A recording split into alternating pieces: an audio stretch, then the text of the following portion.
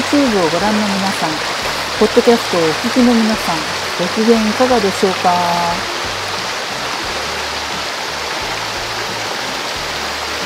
7月27日土曜日。本日もいい天気です。梅雨明けから10日ほど経ちました。なんか名前もよくわからない南国っぽいピンクの花が咲いてます。梅雨明けしてからちょっと葉っ作も色づいてきた気がします。もう少し明るい色になってくれると葉っぱと果実の見分けがついて何個ぐらい実ってるのかわかるようになるんですけどね。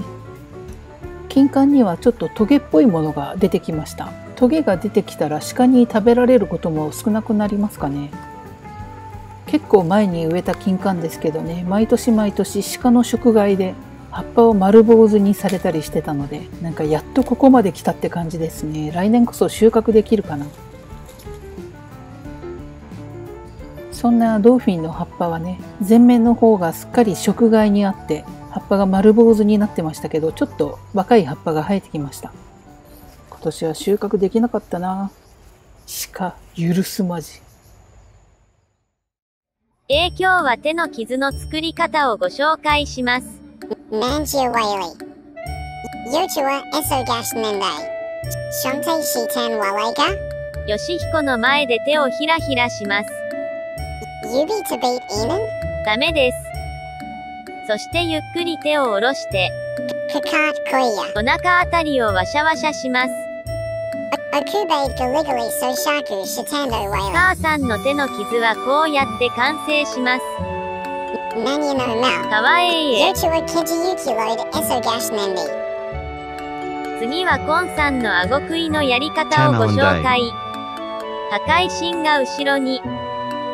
Babasani Sawalaleta Toko Kusaiwa. Modu Nenalini Nadataya. しまった。 Nani Shiteno? いいから寝てなさい。 Yochihiko Oliko Deshi. Sanyana. 本日も 20% 引きのメガ盛り鶏肉を自慢してます。今日は珍しく生地こねじゃなくて鶏肉スタートです。本日は何を作るかというと、おかずクレープを作ろうと思います。クレープ生地はこねる必要がないので、前日にさえ仕込んでおけばね、当日は楽ちんですね。鶏肉の中に砂糖と酢とお酒。分量はまあまあ適当なんですけど、お酢を半カップと酒を半カップ、そして醤油が1カップ。そんな感じです。我が家の煮鶏はだいたいこんな感じでざっくりと作ります。アイリス大山の圧力鍋の鍋モードで途中何度か混ぜ込みながら25分ぐらい煮込みます。本日もアライグマババカルがナスを洗いまくります。本日も農家さん直売コーナーのナスビも生き生きです。ババカルはシシトウも洗うよ。ランチの量にしてはね、ちょっと尋常じゃない感じなんですけど、今回もこれは晩ご飯に使い回す予定なので、給食気分でね、大量に作っていこうと思います。このナスビとシシトウも煮鶏と一緒に煮込む予定なんですけど、煮鶏がほぼ完成してから後入れでナスとシシトウを入れようかなと思います。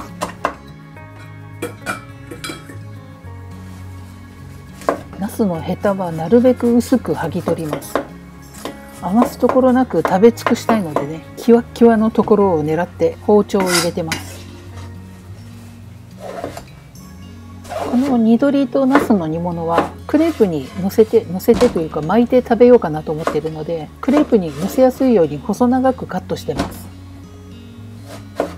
変わり場に来てからほぼ毎食ナスビとシシトウを食べてる気がします。一回美味しいと思ったらね、しばらく食べ続ける癖のある私なので、旦那にも無理やり付き合わせてますけどね、旦那はもしかしたら飽きてるかもしれないですね。まあね、作り手の特権ということで、私が完全に飽きるまでね、しばらく付き合ってもらおうと思います。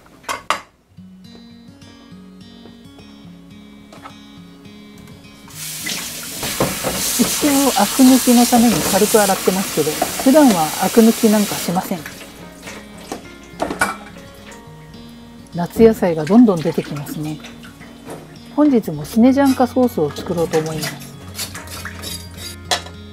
最近マイブームのスネジャンカソースでね、過去何回か作ってるんですけど、スネジャンカというのはブルガリアのヨーグルトサラダで、水切りしたヨーグルトとキュウリとか、今回トマトを入れてますけど、他の野菜を入れてヨーグルトとあえて、塩コショウだったり、あとニンニクとか入れてね、あとはオリーブオイルとかかな、そういうのを入れてヨーグルトサラダとしてブルガリアの方々は常々食べているということなんですけど、ブルガリアならぬリバガリアのババアがここカーリバですっかりハマって毎回スネジャンカソースを食べています。夏になるとね、このスネジャンカ食べたくなるんですよね。きゅうりの水分を出すために塩もみをします。ある程度水分が出たなと思ったらトマトも入れて軽く混ぜ合わせます。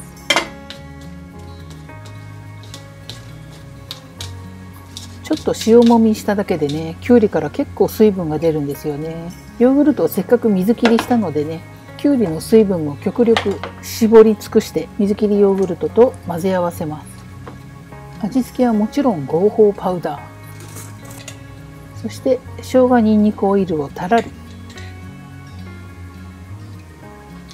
これをしっかりと混ぜ合わせればスネジャンカソースの完成です。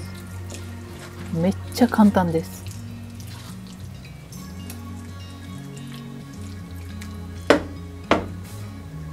今回もまたタッパーに入れましょうなんてね、毎回夕食ぐらいまでね残るかなと思ってタッパーに入れてますけど、だいたいランチで食べ尽くしてしまうのでね、あんまりタッパーに入れる意味はないんですよね。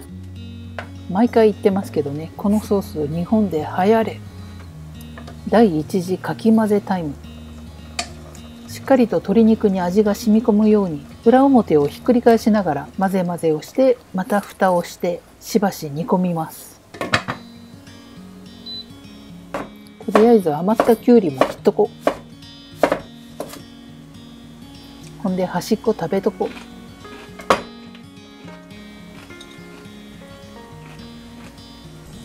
さて、一晩寝かしたクレープ生地です。今回のクレープ生地は米ぬか 20%、加水率 220% です。クレープってね、サラサラ生地だから結構不安になるんですけど、これぐらいサラサラでフライパンをくるくると回してね、伸ばせるくらいの水分量が正解なんですけど、こちらは失敗しました。フライパンをちょっと変えてみた。やっぱりね、深型のフライパンはクレープには合わないですね。さっきの失敗はね、きっとフライパンのせいですね。クレープ一発目で成功したこと今まで一回もないんじゃないかな。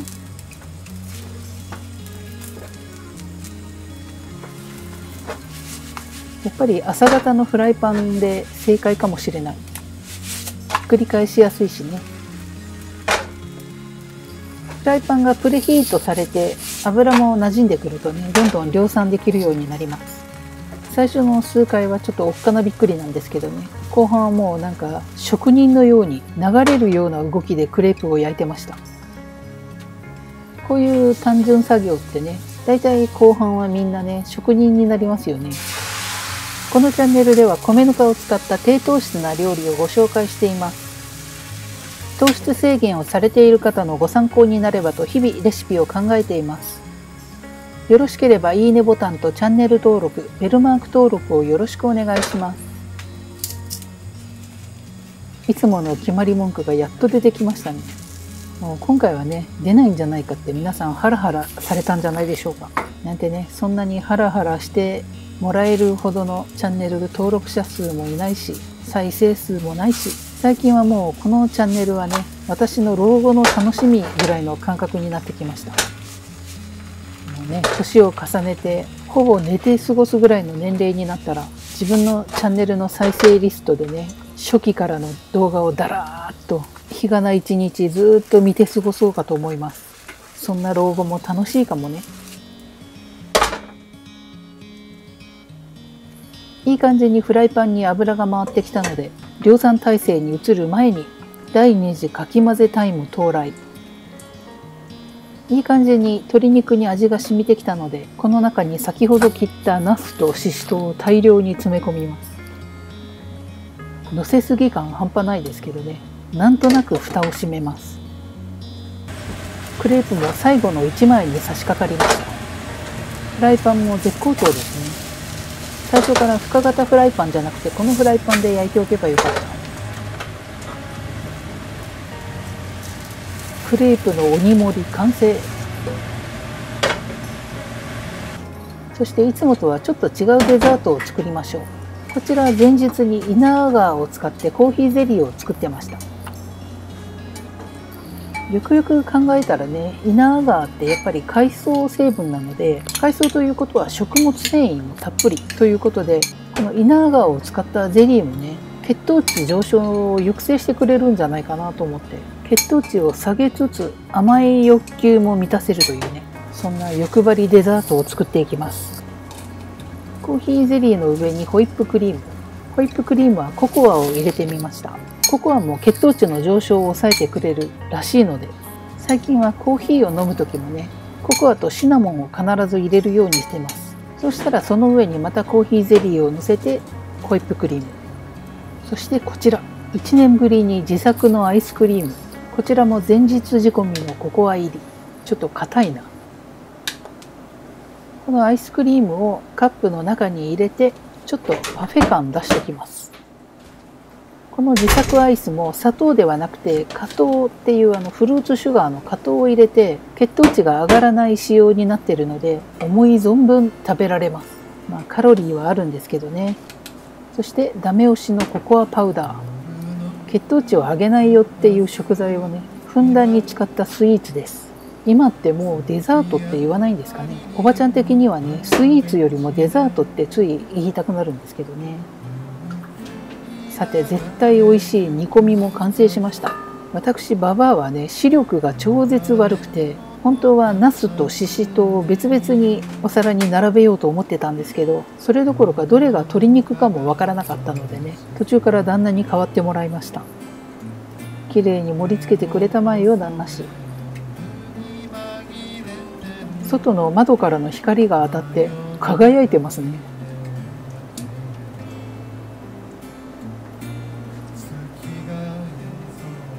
ネギパラで完成。ということでデキクレープ&ニドリたち、そしてスネジャンカソース、コーヒーゼリーもね。それではいただきましょう。